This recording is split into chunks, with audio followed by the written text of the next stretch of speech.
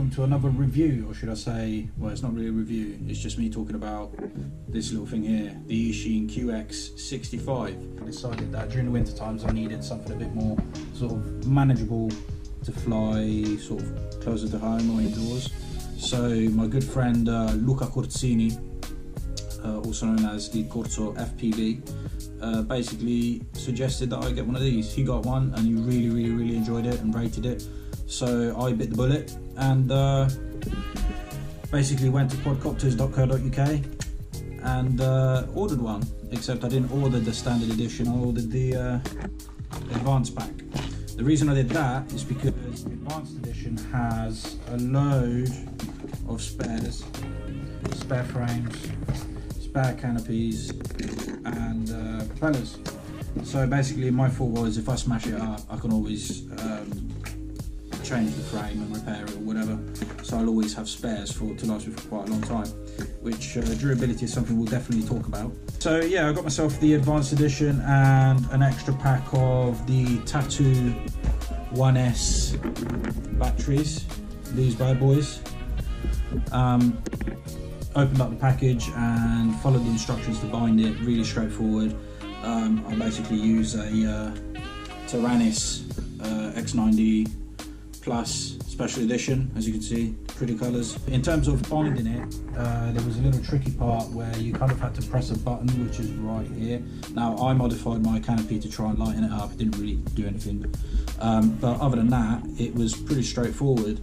One thing I'd say is to basically check when you get your QX65 that the frame it comes with is not too bent.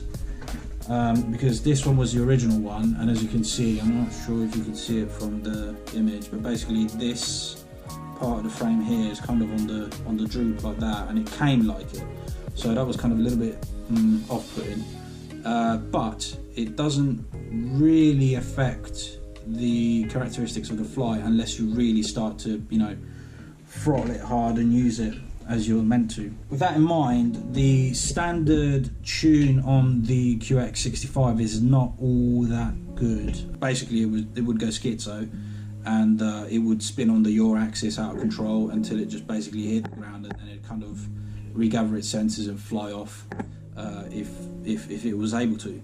The one thing that fixed it was a CLI dump from Luca Corzini, who is a member of the it's basically a Facebook group called Tiny Whoops Around the World, or Mini Drones or something like that. Anyway, he's on there and he kindly sent me his CLI dump. Now, it made a massive difference to how it felt. In fact, I actually still use that tune now. What I'll do is I'll probably try and get a CLI dump of this off of Betaflight and then put it in the comments section or in the description of the video, so you can copy the settings, because actually it just makes a massive difference to how it flies. One thing to bear in mind is to give it a little bit of time to cool down between batteries, which takes me onto the flight time. The flight time's actually okay, so you'll probably get around 2 minutes, depending on the condition of your motors and so on and so forth. One thing I found with this is that these plugs are rubbish. So if you do purchase this, bear in mind that after a couple of months you might find yourself in a position where you have to sort of cut something apart and cut and shut it to be able to fly. So my advice is go to amazon.co.uk and buy a load of the JST 1.25mm connectors. They come in 20 packs, and yeah, just stock up on these, because if you need to make any repairs to it, you're going to need them.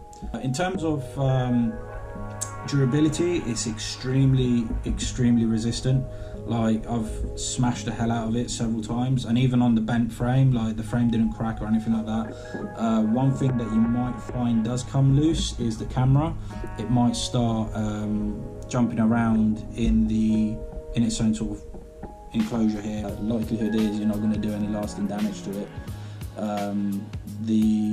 One of the things that I did find was that the motors were coming out of their enclosure, so they were loosening up.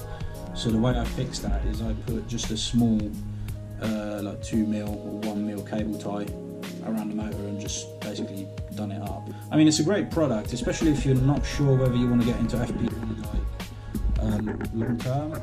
I'd say that this is a good gateway to sort of understand how the hobby works. It's certainly a good tool to refine your skills and get more confident flying acro. To sum it up, it's a pretty neat little package.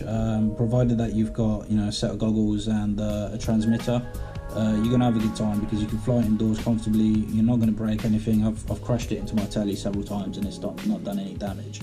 So yeah, like I said, great beginner drone, good speed, good times. It's just real cheap, simple fun. That's it really. I've made some videos of it flying, so we'll cut to the footage, and hope you enjoy. Thank you very much for watching. If you like the video, like and subscribe, and peace out. Fly safe.